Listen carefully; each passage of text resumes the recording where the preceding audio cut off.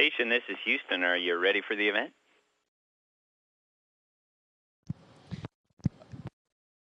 Houston, we are ready for the event. Houston Chronicle, this is Mission Control, Houston. Please call station for a voice check.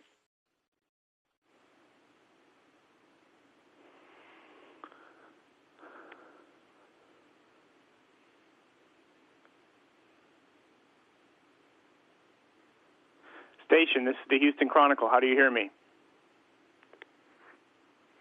Houston Chronicle, space station here. We hear you loud and clear. Well, good afternoon, guys. Well, welcome aboard. It's a pleasure to have you here. Thank you. I know Andre and Don are going to be coming home in the not-too-distant future, and I want to tell you guys it was 105 in Houston this week. How much are you looking forward to coming home? It's a nice 21 degrees centigrade up here, and it's been that way ever since we showed up. So we're living in an isothermal environment. Yeah, it's a constant temperature on the station then all the time? Pretty much. There are some locations that are hotter by a few degrees and some locations that are cooler by a few degrees, but pretty much it's isothermal, which sounds nice, but when you're used to temperature swings on Earth, it's interesting how much you miss having a bit of cold or a bit of hot or a bit of medium when the temperatures are the same every single day, day in, day out. It's a different kind of a sensation. Yeah. What other things like that have you noticed while you've been up there?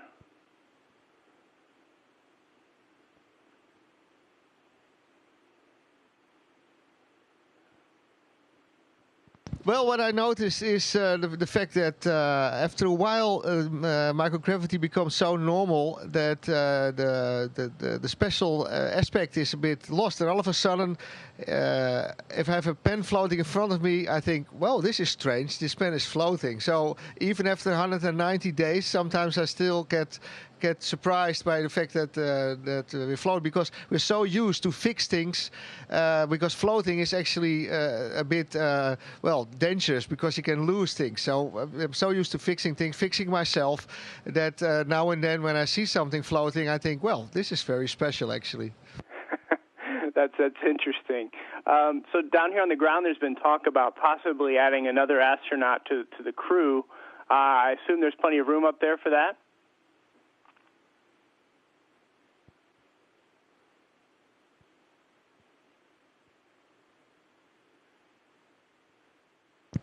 Yeah, I guess we're a little bit out of the loop up here. We've heard a little bit about that. The resources we'll have available.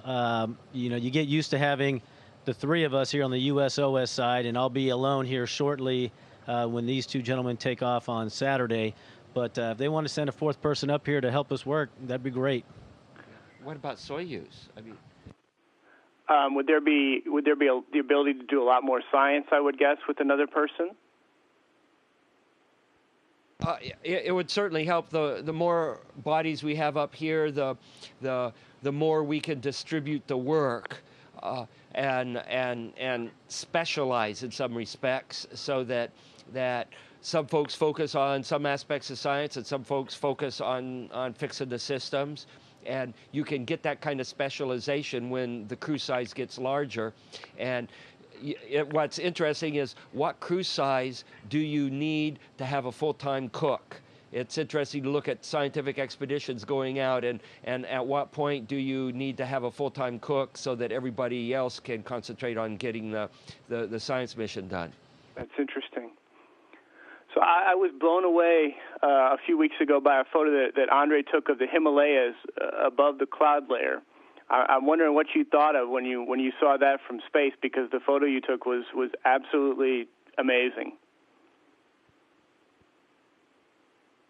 Well, I have to say that the Earth is amazing every day. That is a bit. Every time I look out the window, it's fantastic, and you try do your best to capture that feeling, that sensation that you have. And I'm glad that was such a nice picture. But there are plenty more of such great pictures taken by every crew here on the space station, because every time you look at the planet, it's awesome. Well, yes, Don, I saw some amazing time-lapse photography by Don. Most of this is taken from the cupola. I guess it's allowed these photographs to be taken, or do you get them from elsewhere as well? The cupola is the prime place for doing Earth observations. Other windows are available. These windows right behind us here in the JPM module are outstanding windows to take pictures of Earth through, and there are windows in the Russian segment that are also excellent windows to take pictures of Earth. What's the most amazing thing you've seen, Don, in your time up there?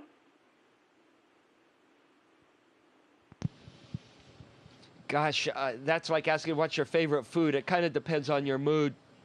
Probably the transit of Venus is pretty high on the list. The solar eclipse is another one. This is my second solar eclipse I've seen. Both of them have been from space. And then Aurora Borealis, Aurora Australis is just amazing. Each display is different and captivates you. And then there's polar mesospheric clouds, also known as noctilucent clouds. These are another favorite hobby science area of mine. And this mission, I've been fortunate enough to see both southern hemisphere clouds, which are only visible during the winter time, and now we're into the summertime, northern hemisphere noctilucent cloud season. So to be able to see both of these clouds in one mission, I think, is a real treat. So there was a lot of attention with the SpaceX docking. From your perspective, did everything go okay, and are you excited to see more missions from them in the future to the space station? Yeah, it was a great moment, and as you know, we train for all kind of difficult situations, and in reality, it went very smooth. So that was a very great moment for everybody. Everybody was, of course, tense first time. How will it behave? Yeah, it was. We realized that it was a special moment, and this will be the future of spaceflight. There will be commercial companies taking over, and that's the idea. The agencies will continue to explore and go further, and then commercial and industry on the ground will take over the use of a low Earth orbit. So I think this was a great moment, the first step of a new era. Do any of you think and I'd like to add that I hope in the future. I'd like to add that I hope in the future that these things become so routine that journalists just go ho-hum, another visiting commercial vehicles dock at the space station, and they'll hardly take note. And that, I think, would be the sign of the technology moving in the right direction. Did any of you think that, wow, one day I'll probably be flying on one of these things?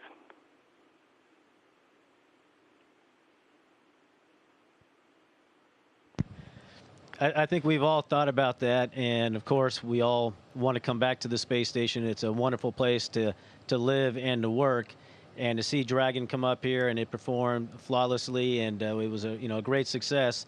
If we can utilize that service to get astronauts up here to continue the work, and maybe someday we can even get more people up here. We've talked about that also, that we're very fortunate to be here, and if more people can experience that, the better.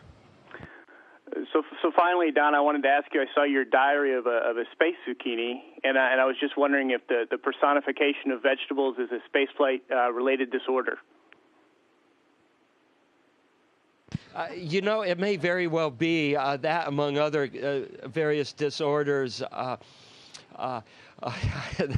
That's an interesting thought. It's probably space dementia. Hey, guys, thanks very much. Have a great day. Station, this is Houston ACR. That concludes the Houston Chronicle portion of the event. Please stand by for a voice check from National Public Radio. Station, this is National Public Radio. How do you hear me? NPR, we hear you loud and clear. I hear you guys loud and clear, too. It's better than my cell phone connection. So Expedition 31 flight engineers Joe Acaba, Andre Kuipers, and Don Pettit, thanks for talking to us from space today. Don Pettit and Andre Kuipers, you've been there, I think, about 6 months now. Are you ready to come home, or does it feel like you've just gotten there? Well, actually, I think I'm ready because I like to see the family again. That's a long period, but there's so much things to see, so much things to do that I would love. In that sense, I would love to stay longer, or better, to come back here. It would be great to be up here to serve 2-3 weeks a year as a holiday after this. It's a fantastic place, and yeah, I have to go back, but I like to come back too. And I just ran out of vitamin supplements, so I figured it's time for me to go home. Don Pettit, walk us through how you'll get back to our planet this weekend.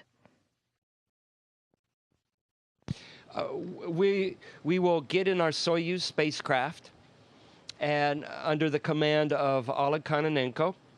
And Andre Kuipers will be flight engineer 1 or board engineer 1, and I'm board engineer 2.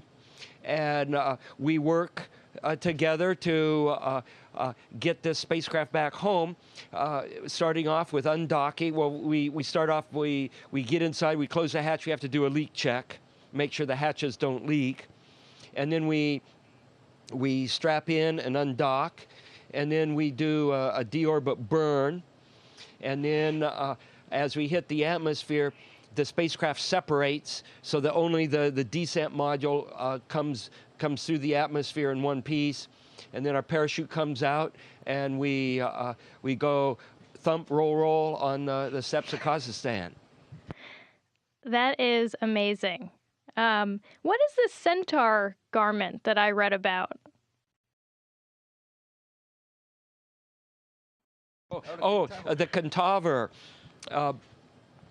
The Centaur, think of it as spandex on steroids, and it's this tight garment that just goes around. It's like a pair of boxer shorts for your waist area, and then you have another spandex thing that goes around your calf. And then when you wear this medical harness, you kind of look like you walked from the scene of Gladiator. And then and what this does is it keeps the lower part of your body from getting bloated with all the water running downhill after we've returned to Earth. So it has a medical purpose to it. Not your everyday Spanx, I guess. Joe Acaba, Andre Kuipers, you've been studying the human condition in space. Have you found any differences in how our bodies behave in weightlessness?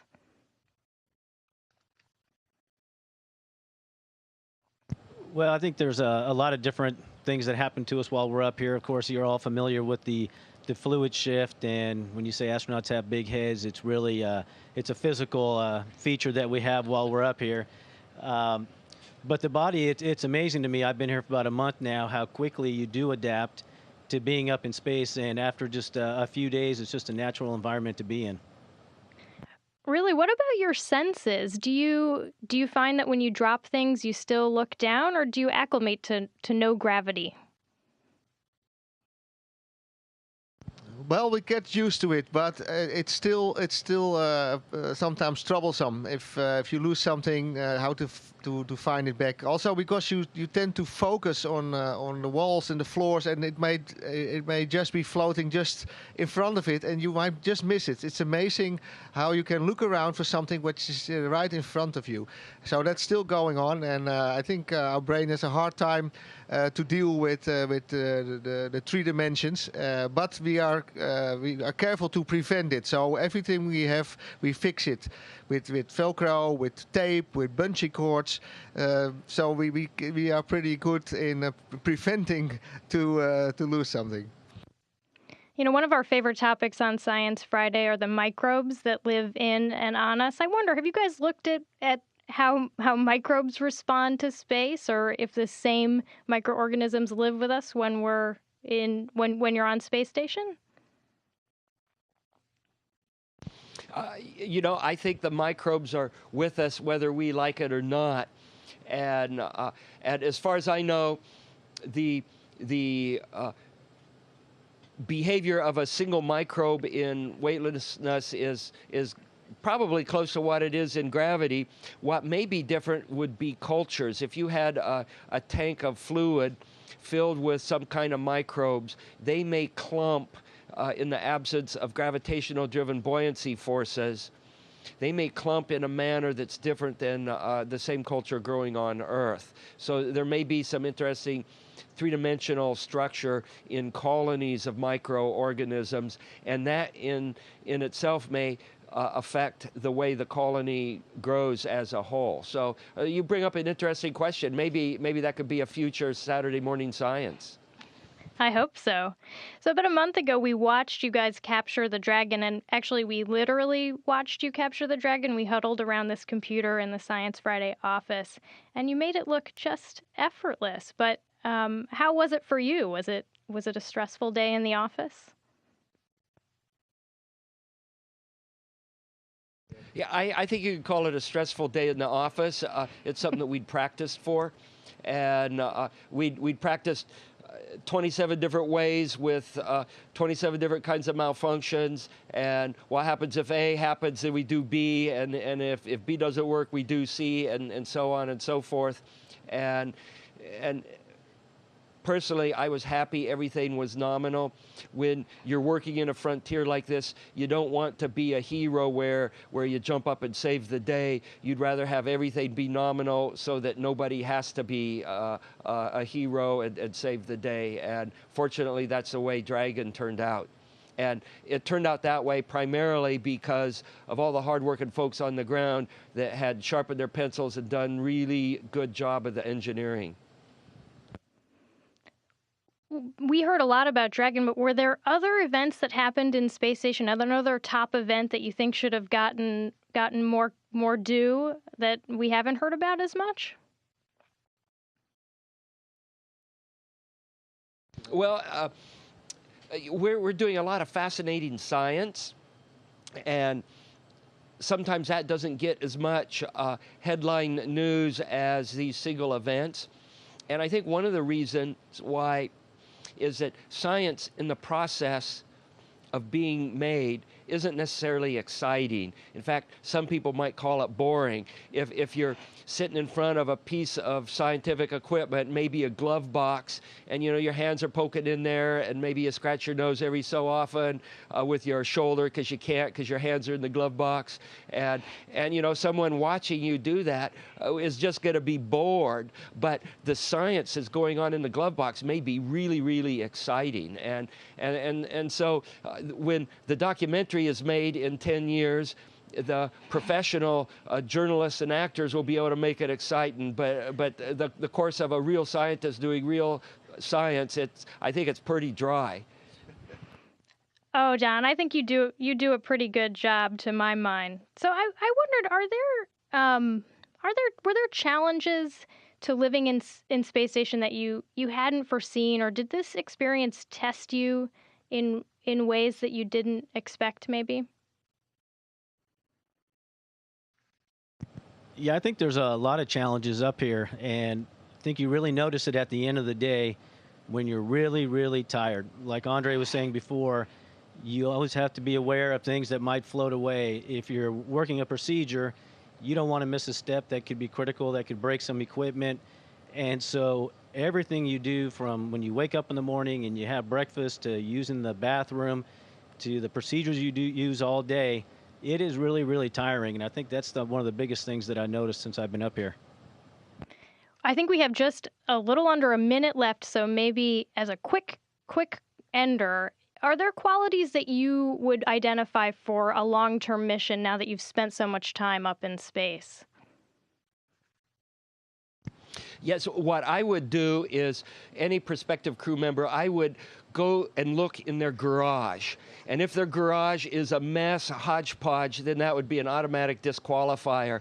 If their garage is nice and neat, then you know that they are going to be able to take care of all the equipment on space station and put everything away in its proper place.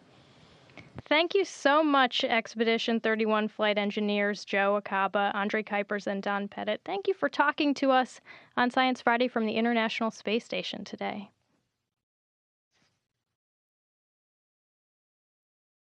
It's been a pleasure by now. Science Friday is one of my favorite NPR stations. Thank you, Don, and safe trip back to Earth. Station, this is Houston ACR. Thank you. That concludes the event.